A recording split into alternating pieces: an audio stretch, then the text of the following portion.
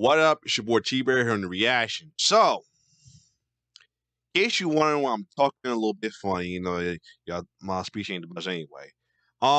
Recently I just got me some Invisalign. So yeah, today I just got some Invisalign today. So I mean, sound like I'm talking from like the boys from the South though, with grills in their mouth. Anyway, today will still be Wrestling Wednesday. So first thing first, shout out to RV Music Studio, who featured me in his reaction collection for the sorry, my thing froze up. Anyway, I was saying Irie Music Studio included me in the every Disney WAP reaction. He included me with some heavy hitters, including the one only in the Clutch Crew dubbing Ross. So anyway, shout out to him for that. I posted it on my community for y'all to check it out. I'm gonna check it out myself when I get a chance, but shout out to you. I really appreciate that though. I appreciate when folks include me with other reactors, especially great reactors like In the Clutch and many others. So, as far as Wrestling Wednesday, kicking things off with a sneak peek from the latest WWE Chronicle, which was none other than WWE Women's Superstar Bianca Belair. She's been one of my favorites since the beginning, even before she came on when I heard about her. Because I was hearing about new rosters and anything, and I heard about this new CrossFit Bianca Belair. And at the time, she would be known as Bianca Belair. And I looked her up and I thought she was so gorgeous. And then I looked up more about her workout and everything, and she was just powerful as legs hell, though. So I'm definitely looking forward to find time to look at that Chronicle when I get a chance to. But as far as this clip right here, this is her opening about her battle with depression. So without further ado, let's check out this video on Bianca Belair on her battle with depression. So without further ado, let's get it.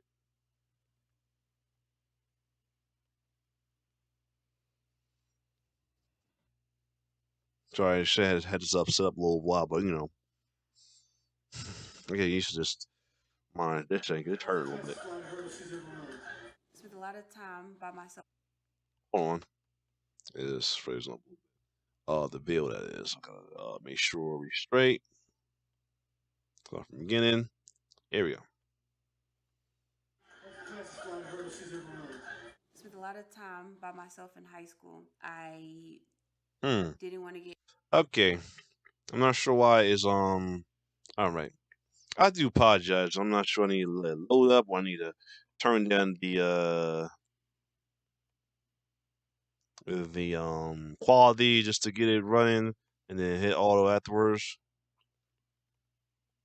But anyway, let's get looks like you got it running, so let's get it.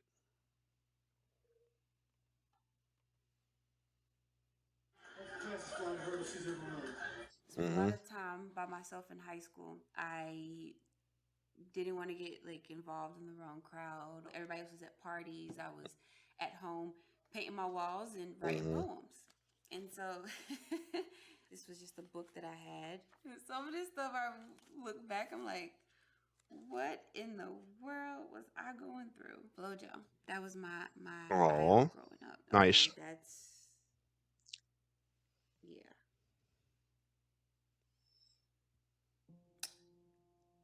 That was in a really bad place. It just all gets dark here. So I Oh. suffered from bulimia, which started in high school. I was always Mm. considered like the bigger girl. In track, I was Oh. always very muscular, just naturally muscular. And I was running fast, and then I just kind of just plateaued. The next thing I could think of was like, okay, all my coaches talk about my weight. Let me lose weight. I got so obsessed, so I started Oh. throwing my food up. No one knew. Like my parents didn't even know. I hid it. I was throwing my food up all the time, every night, and I lost weight. I ran faster, Oh. but I got hurt and actually ended up not being able to compete my senior year in high school. But I already have my Oh. scholarship, thank God. I got a full scholarship to the University of South Carolina. I think I Mm-hmm. had a little bit too much fun. Started partying, started eating. My coach at the time was just so harsh. Mm. He would always say, "Go back to the girl you were in high school." That girl in high school was unhealthy. Mm. But okay, if that's what it takes, being 18, 19, that's what it takes, okay. So Um, um, I went back to throwing up my food. oh God. I had BD, binge eating disorder, because then I became so obsessed with food, and then I would hide, and I would just be eating because I'm upset, and I'm Mm. just eating my feelings away, and I became so obsessed with food that Mm-mm-mm. I just wanted to eat everything to the point where it just Wow. made me sick. And it's embarrassing when you think about it, but it's a mental disorder that you have, and you have to face it.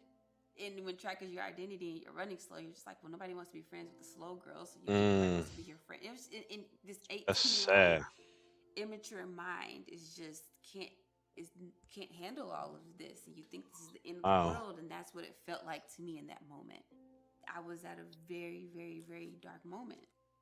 I went to try to go talk to somebody about it to work through it all, and they put me on medication. I Mm. ended up leaving that college and transferring to another college and trying to Oh, start over again instead of that's facing what you my went to Tennessee, I issues think. and thinking I'm just going to run away from it. I stopped the medication, and you can't do that. You have to wean yourself off of it. So when I stopped, Mm. everything came crashing back down. Mm. I got very, very, very depressed, and I didn't know why. I didn't know what was happening. I was like, I just don't want to be here anymore. So Wow. I tried to not be here anymore. Oh.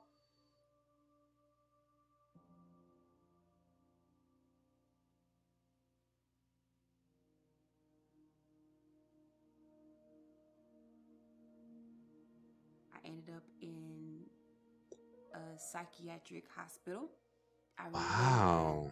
being in this room, and it was a lady on the side of me that was screaming all night long. My parents are visiting me. They're just in complete shock because they had no idea Wow. what was going on.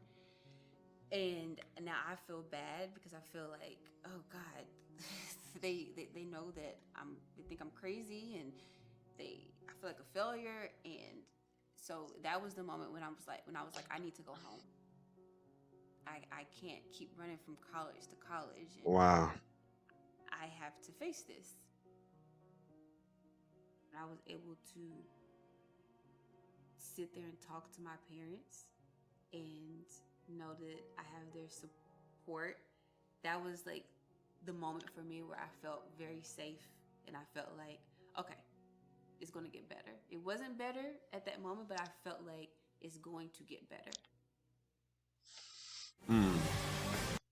Yeah, you never know what a person's going through and anything. You may never know. Like this past weekend, I saw the Salt and Pepper biopic. Though I'm surprised it was so good. It was pretty good for being a lifetime biopic. It was pretty good and everything. Both ladies did their thing, and that's also been Cinderella situation.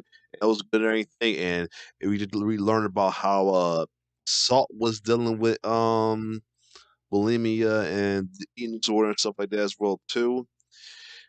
But wow, that's probably why. And then the fact that Bianca was so depressed that she ended up in a psychiatric ward. Wow,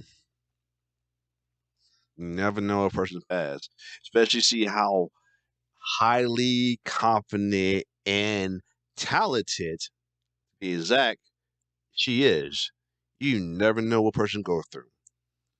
I definitely got to find time to watch this whole Chronicle with Bianca Belair. I'm gonna probably have to make some kind of censor well too, because stuff like this. I probably should double out the Keith Lee ones too. I'll be reacted to the Keith Lee situation though. I might have re-uploaded it with the little censor on it like I did for the AJ, because I had to do that the same thing with that. YouTube's been tripping.